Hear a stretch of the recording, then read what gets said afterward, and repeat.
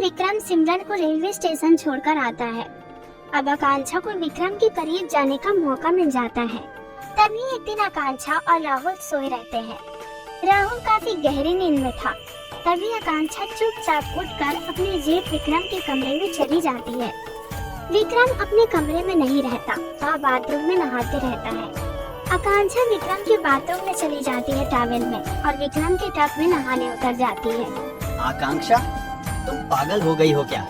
मैं तुम्हारा जेठ हूँ, तुम्हें जरा भी शर्म नाम की चीज नहीं है। अब बस करो ये जेठ जेठ का नाम जपना। सबसे पहले तुम मेरे पहले प्यार हो और आज भी मैं तुमसे बहुत प्यार करती हूँ। तुम मुझे अपना लो, मेरे में क्या कमी है? आकांक्षा, मैं तुम्हें पसंद नहीं करता हूँ। मैंने तुम्हें उसी वक्त बता दिया था कि मैं तुम्हें नहीं, सिमरन को पसंद करता हूँ। तुम उस 2 कौड़ी की लड़की के लिए मुझे छोड़ोगे? अभी भी मौका है हमारे पास, सोच लो तो।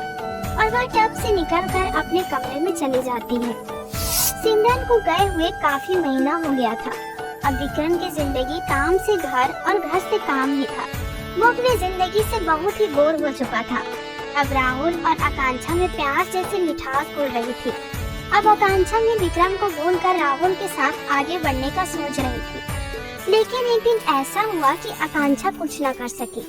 विक्रम आकांक्षा के कमरे में आता है और उसे उठाकर अपने कमरे में ले जाता है। राहुल इतनी गहराई से सोता है कि उसे पता ही नहीं चलता कि उसके आसपास क्या चल रहा है। Hey guys, subscribe my channel.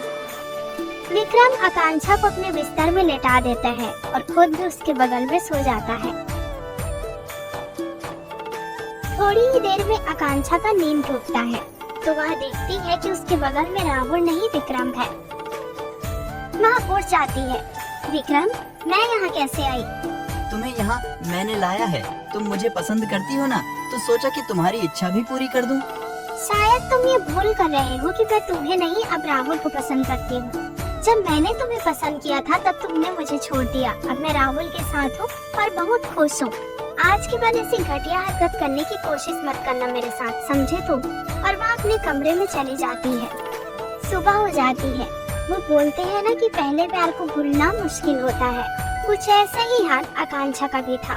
वह सोफे में बैठकर रात के बारे में सोच रही थी। क्या मुझे आज भी विक्रम पसंद है? तभी वहाँ विक्रम आता है। आज तो गुलाब की तरह लग रही हो, क्या बात है? मुझे झूठा तारीफ पसंद नहीं है। क्या काम है बताओ? तुम्हें खुशखबरी देने आया हूँ। खुशखबरी? कैसी खुशखबरी? यही कि मैंने राहुल को कुछ हफ्ते के लिए सिंगापुर भेज दिया है। काम के सिलसिले से अब घर में सिर्फ तुम और मैं हैं। अब तुम खुद को मत रोकना। मेरे करीब आने के लिए मैं तुम्हें खोकर पछताना नहीं चाहता। और वहाँ से चला जाता है। आकांक्षा को खुशी भी होती है और राहुल के जाने पर थोड़ा दुख भी लगता है, लेकिन खुशी ज्यादा होती है। अब विक्रम और आकांक्षा एक ही बिस्तर में रात काटते थे और दोनों जेठ बहू भूल चुके थे कि वो शादीशुदा है। ऐसे ही मजेदार वीडियो देखने के लिए हमारे चैनल को सब्सक्राइब करें, बेल आइकन को प्रेस करें।